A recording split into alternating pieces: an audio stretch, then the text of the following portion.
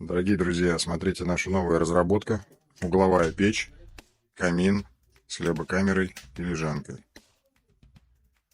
Как вы видите, лежаночка выполнена без отдельной топки, как многие делают. Дымоходы проведены ниже поддувала.